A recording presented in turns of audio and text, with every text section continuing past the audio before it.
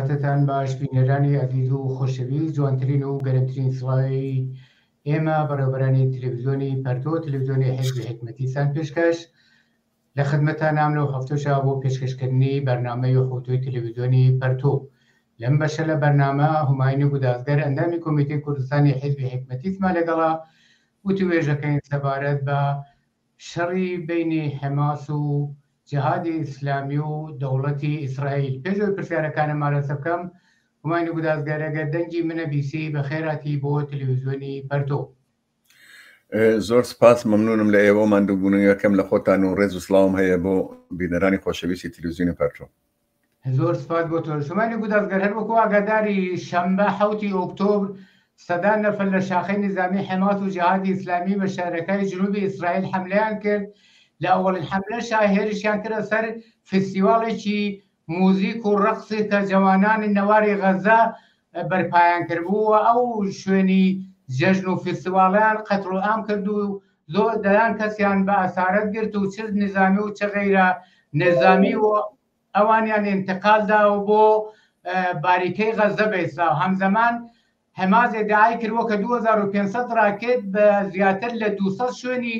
شارە مەرکەزیەکانی جنوبی ئیسرائیلی موردی هەدەف قەرارداوە. تا ئێستا و جۆرەی کە خەبەر هەیە و زد و نەقیس چەندێک دروست یان نادروست، باز لە 900 کوشتە و 3000 بریندارەکرێ. بە نەزەری ئێوە عیلەتی ئەم حەملە و هێرشە لەم شەرایەتە چۆنە ئاوە وەکو ڕەعد و بەرق و خەلع و سەعات دەستی پێکرد؟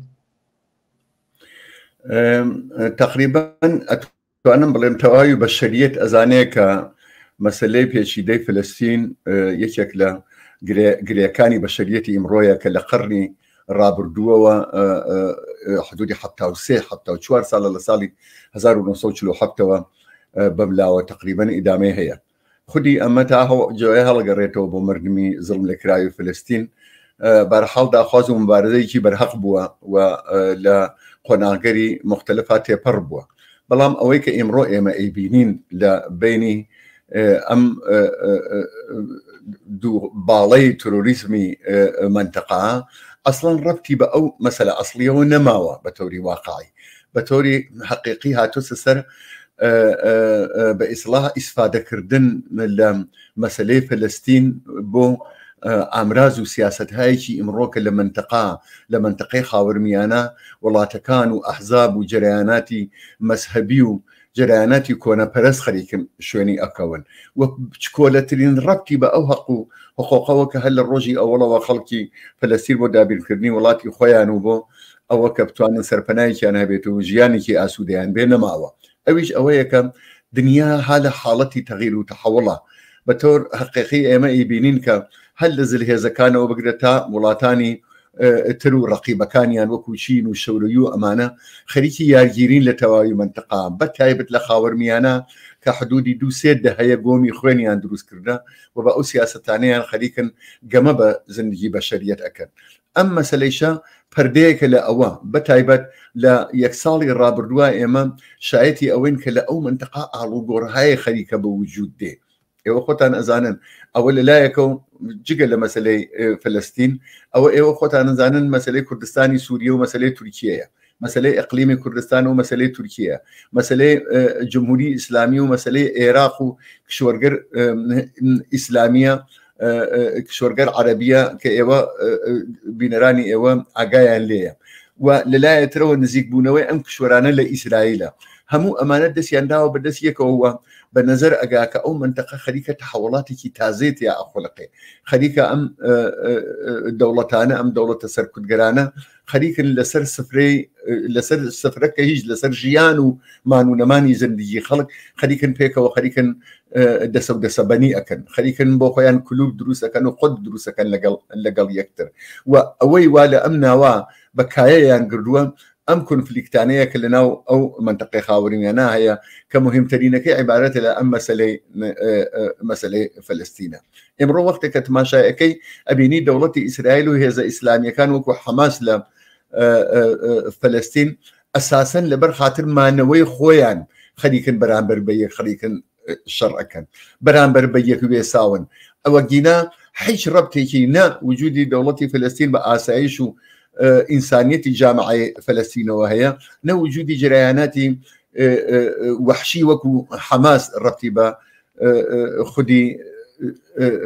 سابقه وتاريخها خوازي واقعي مردمي فلسطين وهي ام دوانا شروكيشان وجنايتي متقابلين يسوي لها توا هم بو خويا لازم زروريه هم بو بقاي خويا لازم زروريه هم بو دس بو هاو بيمانا كان لولاتاني تر مثلا انت شاي جمهوري اسلامي بك جمهوري اسلامي بوجودي امشتا اتواني استفاده بك اتواني قدرتي بدوني اتواني باصلاح بلا منيش هم ولا اولى كتري شوا خدي دولتي اسرائيل اتواني بتواوي دنيا بلا من موردي حمله جاري كي تر مترحبه جاري كي تل رابطه قلص اللي اذا كانوا امريكا وفلان وامانه بازم دواي بشتيواني بك لافكاري عمومي وامانه وقت تشتي تماشاكي ابينيكا خدي ام جنايته كبقيمتي جاني بقيمتي جياني كومالاني خلق كريا هروا ايوتان لارزي تشلو هالساعات هزاران نفر لمردم جانيا لدزدا ديان هزار نفر زخميبون وبس صدان هزار نفر اواربون وماليان بسرار روخا منالي شكولينا بر شيري بر شير دايكي خواد لجر اوار خليك تير ندروا امانه قشت امانيان كدد دسمايه مانوي خويا دسمايه مانوي رجيمي سركتغري اسرائيل دسمايه مانوي ارتجاعي اسلامي وكو حماس جهادي اسلامي وباقي جرياناتي زدي انساني ترلا هنا لا خدي فلسطين اوي واي ملچن روجي رابر دواديمان في منواب يتر داعش نماوا يتر او جنايتنا يمنا بينين يتر طالبانك لافغانستان ابو معناه يتناتو أنا أو صحنا الشني أنا بير اللي التلفزيون كان بخلتيني شاب بدا بلان بداخل ودي ما نك خدي الدنيا إمروج وبيشي دقي هاي أوايك ده كمسائل أوا أبنا بإصلاح بيانو بدأت قدرة قري منطقة وقدرة قري جوروا بوك منافع يعني في باريس بنظر من أما بو سبايس أو أم حملة أم كيشة أجرنا خدي حملة حماس زريك ربطي بخوازي مردم فلسطين ونية وجناياتي هميشي إسرائيلي شيء مقومان أزانين ربطي بأسايش وإنسانية ولا خدي فلسطين هرجيز نبوة إما ديو ما نكشك فيه لما ديو ما لنا إسرائيل تبقي كارجر ومردميتر شون برهالتي وساونا سوا على الرغم أوهم جنايات لفلسطين كدوية بنظر من أمد دليلو بإصلاح زميني مادي أمتى كوشوني وأمل كان روجي رابر دوا ديما زور سپاس بو توضیح كانت همانی گودازگر هر بکو خود به وردی اشارت بکر دیاره تاثیراتی هم شرا زور تاثیری ناخوشی به لسر خلق او خلقی که نقازان جان لگل تروریزمی اسلامی و حماس و جهاد اسلامی و نقازان جان لگل دولتی نجات پرست و فاشیستی اسرائیل هر وکو توش توضیح داوانان باسکله که دلان و صدان و هزاران کس کجراون و بریندار بون و آواره بون پرسیارەکەم نەمە تاثیراتی ئەم شەڕا لەسەر دوو تەرەفی شەڕەکە چۆک دەوڵەتی ئیسرائیل و چۆک و جەریانە ئیسلامی و مرتەجعەکان و لە عینی حاڵیشە لە مەنتەقا تاثیراتی چییە بێت؟ من باسم کرد ئیسرائیل ئەتوانێ بازم داوای ئەم هاوکاری و پشتیوانیە بین المللیە و هەمیشە بوویەتی ئەمە زیاتر بەرجەستە بکاتەوە بێشگەلەوە خودی هەیە حاکمەی ئیسرائیل بتايبت الراسترين وفاشيسترين جناح كانيان بيك ولا اما وي شرماني رابروا هموكس ازانيت وش شبحراني كي عظيم بون كتلانيان توان دولته تشكيل بن باعتراضنا رزايتي خويان باصلاح ناو خلقي خويان روبون ام جورا كارانا اتوانيتها انا زي سارجي او كارانيان كا بو ما ويكي مؤقتي جوا اتوانيت مقدارك باصلاح متحديان كهروا كيسم متحديان كدوها مو خليك باصلاح دسيان داو سدسيكو والله امر رجع حلنيه والدوام دار نابي وحتما مؤقت ابي لا ام لا يتري شوابو دارو دسي جنايات كاري حماس جهاد اسلامي واوانيك بقولتو فستيوالك حدود دوسو شخص جوانيان قتل عامكر وبراسي روي داعش وهمو جنايات كاري كان سبيكر بو اوانيش لوي قريت انا وكو خوازي مرمي فلسطين خوان لنزربه لا دنياي باصلاح عرب واسلام بلين ايما هاي خطي مقدمي مبارزه بو مساله فلسطين وجتيتر وامان قريت انا بيبغن اويج اويكا او الروابط مناسباته لە بین دەوڵەت‌های عەرەبیە لەم ئاخرا وەکو عەرەبستانی سعودی و قەتەر و کشوەرگەی تر هەموویان دەستی پێکردووە لەگەڵ ئیسرائیل کە وەزعیەت عادی بکاتەوە ئەمانە گەرەکیانە ئەویشە تا ئەنازەیە فرانچی تێک بن هەموو ئەمانە ئەوێتە باعث ئەوە بە ئیزافەی ئەوە کە جمهوری ئیسلامی کۆمەکەن بۆ ئەوە کە بەرامبەر بە ناڕزایەتی و هینێکە لە ناوخۆیان بوویەتی تا ئەنازەیە بە ئێسلا ئیحساسی قودرەت کات و ئیحساسی قەدەر قودرەتی لە منتقا بکە ئەمە شتگەرێکە کە ئەمانە بە نەزەر من پێیان وایە ئەتوانن بە ئەم نوع جەنایەت و شەڕی متقابڵە ئەم جەنایەتە متقابڵە ئەتوانن بە ئیسلا پێ بگەن بەڵام بە تەوری واقعی حقیقەتێکە لە ئەو جامعا وجودی هەسووە بە شەریەتێکە ئیمڕۆ ئێمە لە تەواو دنیا ئەیبینین من وازانم ئەمانە هیچ کامیان لە درێژ مدەتا ناتوانێت چێرەی سەرکوتگەرانی هیچ کام لە ئەم دوو بەشە و ئەم دوو جبهە بشارێتەوە. زۆر سپاس ئەمانی گودازگەر هەروەکو ئەبیسرێەوە بینرێ لە ئەفکاری عمومیە زۆربەی ڕەسانەکان و دەوڵەتەکانیش ئەنگشتی ئیشارە ڕوو بە جمهوری ئیسلامی و نەقش و دەوری ئەم لەم رابطە حتا سەرانی خودی ئەمریکا ئەز جملە پێمپەوە وەزیری پێشووی ئوموری خارجەی ئەمریکا وکتویە ئەو 6 ملیاردەش کە ئازاد کرا دروست ئەمە نەتیجەکەی تێم شەڕێکە دوێنێ پێر دەستی پێکردووە و جمهوری ئیسلامی لەم رابطە چ نەقشێکی بۆ هەرچەند خامنەی زۆر جانانە ڕۆژی ئەوەڵ دیفاعی کرد لەم حەملەی حەماس و حتا بانگەوازی جریانە ئیسلامیەکانی لە نەواری غەزە کرد و وتی ئەوانی ژەبێ مسلح بن و لەم نەوع کارانە بکەنەوە ئەم جۆرە ئێقدامانە ئەنجامدەن کولەن ئەم شەڕە لەسەر مبارزاتی خەڵکی منتەقە و بەتایبە خەڵکی ئێرانیش چه تاثیراتێکی دەبێ و دەبێ بەرخوردی خەڵک بەم مەسەلە چۆن بێ؟ ئەوڵانەوە بڵێم کە ڕیاکاری دەوڵەتانی گەورە و زلهێزەکان خۆشبەختانە بۆ مەرنمی منتەقە زۆر دەمێکە دەرکەوتووە هەر ئەو ئەمریکا و زلهێزانەوە ئاوایان وتە دەوڵەتە پێشوەکانیان لە پێرەکەوە هەر خەریکن مرتب ئەڵێن ئێمە هیچ دلیلێکمان بەدەستەوە نییە کە جمهوری ئیسلامی دەخاڵەتی بوو بێ لە ئەم حەمڵە لە سوێتەکە جمهوری ئیسلامی بە قەوڵەکەی ئێوە لە زبانی سەرەویانەوە تا خوارەویانەوە خەریکن ئەفتخارەکەن بە ئەم جەنایەتەوە حەماس کردوویە خەریکن ئەفتخارەکەن بۆ کوشت و کوشتارەوە نیروهای ئیسلامی لە ئیسرائیل کردویان خۆیان وتیان ئێمە پشتیبانتانین تەنانەت سەرانی خودی حماسیش باشی ئەوەیان کردووە کە جمهوری ئیسلامی کۆمەکیانی کردووە هەر وەکو ڕۆژ ڕۆشنە 2500 موشک بۆ یا ئەو هەموو تەجهیزاتە مدرن و بە ئیسلاح فراوانە کە ها لە اختیار ئەمانە کێ ئەتوانێ دابێتی بە حماس و بە نیروگە تروریستی لە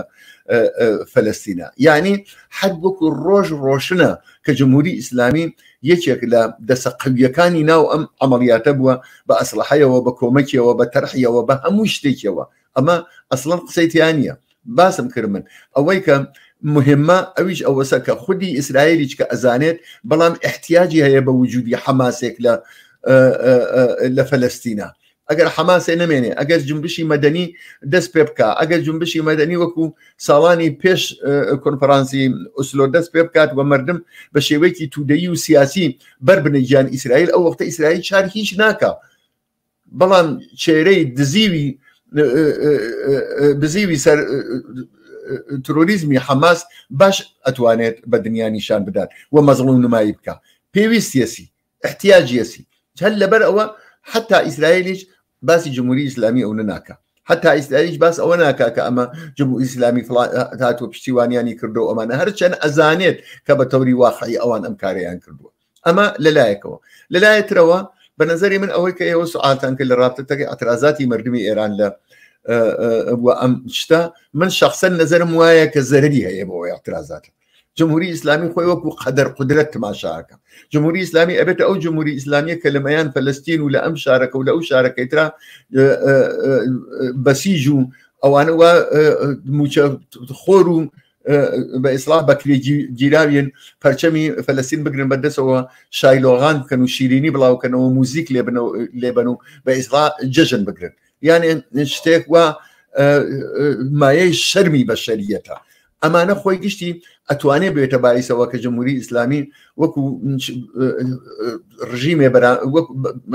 بەرامبەر بە مەردمی معتەرز بە ئێسڵا خۆی نیشان بدات، بڵێ من قەدەر قودرەتم ئەوە دەسەکەم ئەوە دەسم لە فەلەستینە ئەوە هێزەکەم لە خیابانە ئەوە من ئەتوانم ئەم کارانەکەن، چۆن لە بعدی چکۆلەترا لە کوردستان عێراق ئێمە دیومانە ئەو کاریە کردە، حمڵەی نظامی کردە، بمباران هەوایی کردە، نیروی هاوردەسە مەرز تادیدی کوردستانی عێراق و خودی خاکی عێراقی کردووە بۆ ئەوە کە تەوەجۆ لە ناوەوە لە مبارزاتی مردم بە ئیسلاح دوور بخاتەوە و بیر خاتە دەرەوەی مەرزەکانی ئێران. بۆ مەسەلەی فەلەستینیش هەر عینی ئاوایە. من پێم وابێ ئەوەی کە جمهوری ئیسلامی بە ئیسلاح سەرمەستە لە ئەم جەنایەتەکە خودی حەماس و جەهادی ئیسلامی و ئەمانە کردویانە تا ئەنازەیەک ئەتوانێت تەئسیری منفی لە ئەورەی خەڵکە، تەئسیری منفی لە نێو جامعەی ئێرانە بێ، وەلێ بە نەزەر من ئەمە هەمیشە باسی ئەوەمانە کردووە. ئەزمە و بەحرانی وا جمهوری ئیسلامی لەگەڵی توش بووە، بەرامبەرکیە وا مردم ئێران هاتنە سەمەیان بەرامبەر بە جمهوری ئیسلامی، بە نەزەر من بەوانە ناشێتە دواوە و ئەمووە من باسی ئەەکەم ئەتوانێت تەئسیر منفی بێ لەسەر مبارزاتی مردمی ئێران. من شخصەن نەزەرم وایە موقەتیە هەر دەورەیەکە لە داهاتووە وەختێکە هەموو شتێک ئەگەرێتەوە سەر ڕەواڵی ژیانی عادی، بازم ئەو سەرسەختیە و ئەو بإصلاح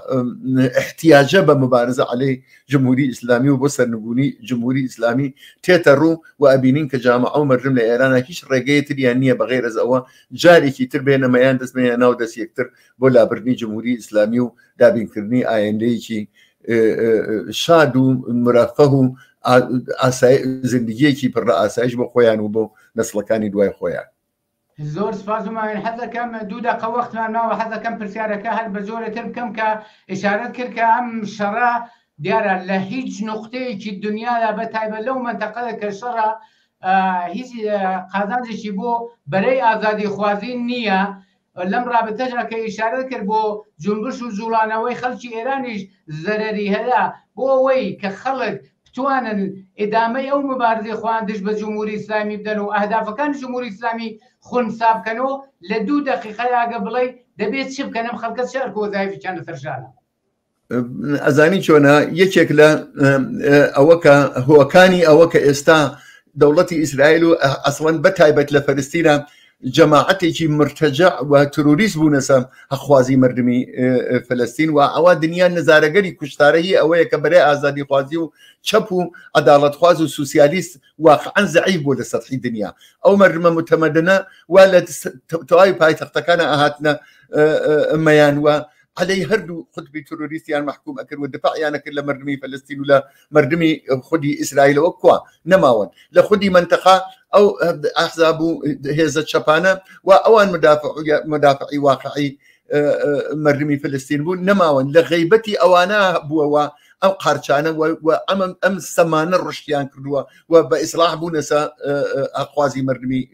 فەلەستین بۆ ئەوە کە ئەم کارە ببێت هیچ ڕێگەیەکتر نییە ئەبێم جنبشی هەخوازانە جنبشی یەکەم مەذهب پاشەکشێ پێ ئەکا عەلەی ارتجاع مەذهبی ئەوێسێ ئەبێ لە شوێنێ لەو خاوەرمیانە پاشەکشێ بکات دەستی پێوە بنێ ئەو ڕەنەسانسە کە لە ئێرانە هەیە